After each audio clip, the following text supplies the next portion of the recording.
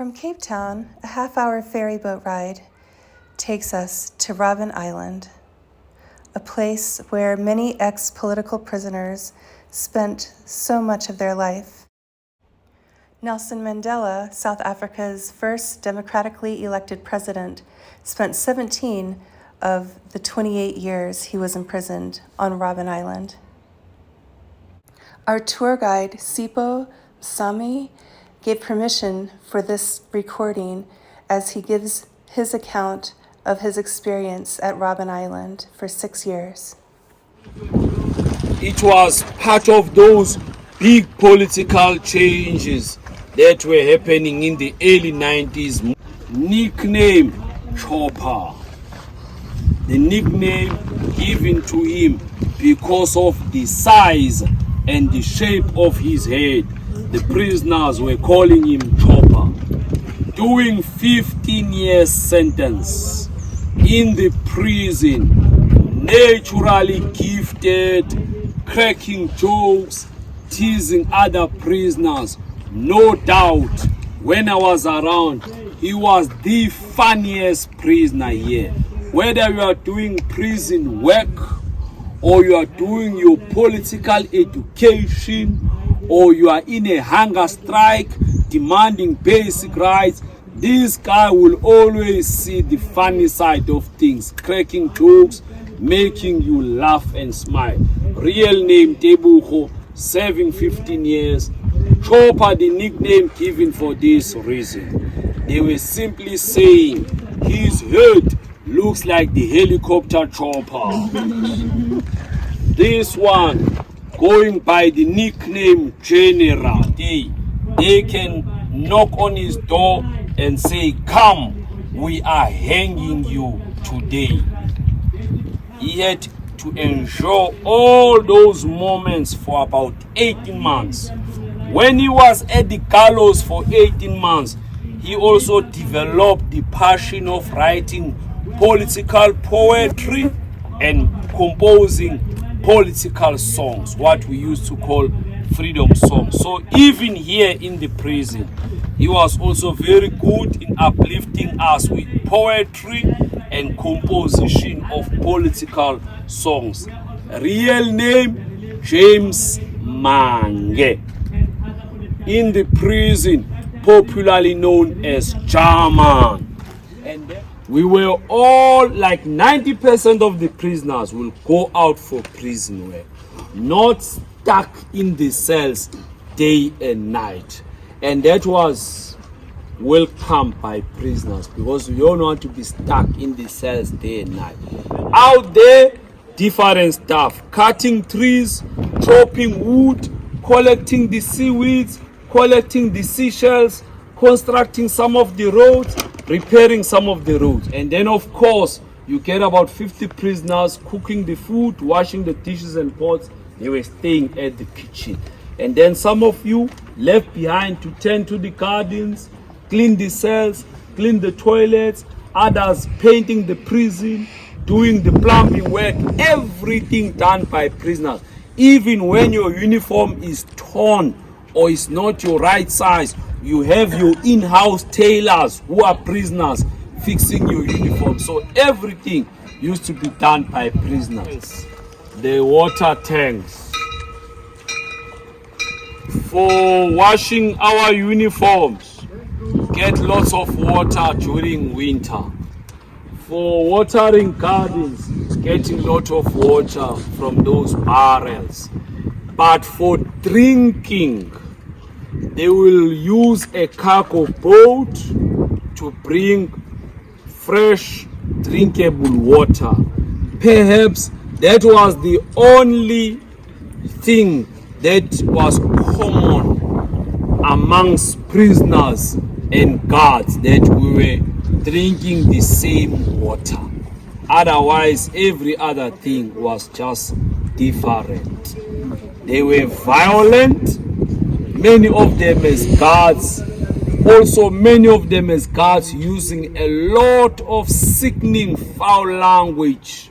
That was one of the things that will sometimes make you feel like You are losing it in prison, left and right, as they talk to you unnecessarily. They use foul language. It's part of your life in the prison.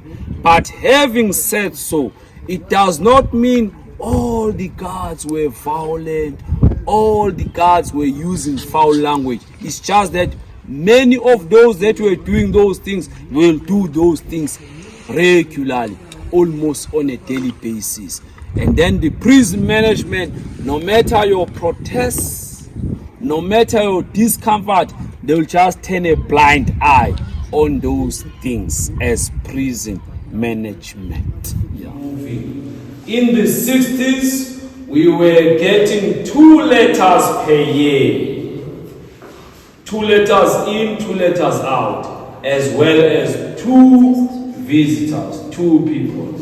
But by 80s, things slowly improving. It was possible to start at a minimum of 6 letters per year and 6 visitors. And then along the way, if they feel we are not breaking the rules or we are no more breaking the rules at that time, and then they upgrade. Breaking the rules in our environment was about being found in possession of political literature, or writing political literature, or stealing the newspapers from the guards to get some fresh news. We used to steal their newspapers because for long periods we were not allowed to get newspapers. All of us fighting for equality, fighting to remove apartheid. Even here, prisoners demanded that they must be treated the same. Even if the food is poor quality, it must be the same. The uniforms must also be the same. So when I came here, I didn't have to fight the battle of same food, same uniform. When I came here, we were simply demanding balanced diet. That means better food. But no more about saying same uniforms, same food, because that battle had long been won, long before I came. You whipped on your bounds. You have to step up on this thing. Your feet must be there. It's chained on that brackets. And then the hands also chained on these 2 brackets. The trousers already pulled down, and then they whip you using a cane. It's a sentence handed down by the prison court. The guy that is doing the caning, it does not necessarily mean, no, this is a cruel guy. We all know, no. Maybe it's just been given an instruction. Yeah. As a form of punishment, sometimes they will take you for solitary confinement. Few weeks, few days in solitary confinement. When you are in solitary confinement, even the rules will make it clear. You must be starved. When they starve you, it does not mean you don't get anything to eat. You just get very little to eat. When they were reporting, they said nothing about the challenges that were being faced by the prisoners. In this prison, Mandela in this section, was with other leaders like Jeff Masemula, Harry Kwala, Toivo, Meg Maharaj, Zitulele Qindi, Gavin Begi, and so on and so on and so on. Those were top quality leaders of that generation.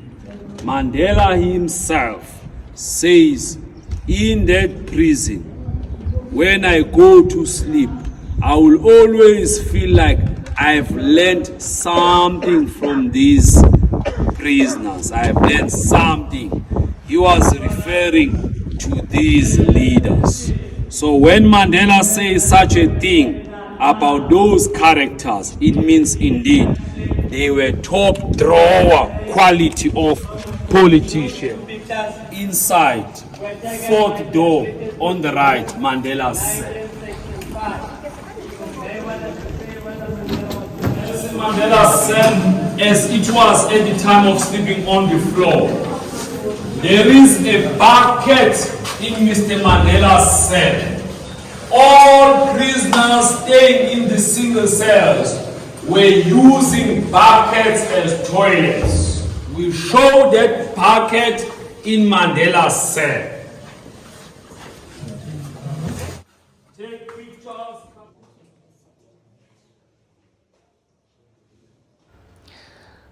Witnessing what the political prisoners went through every day, every week, every month for years was beyond what words can describe as moving. Thank you, Sipho. Your name means gift, and you truly are a gift. Thank you for standing up for equality. Thank you to all political prisoners who stand up for equality, and all people in power and who do not have power, who stand up for what's right. You truly make the world a better place because of your actions. Thank you so much.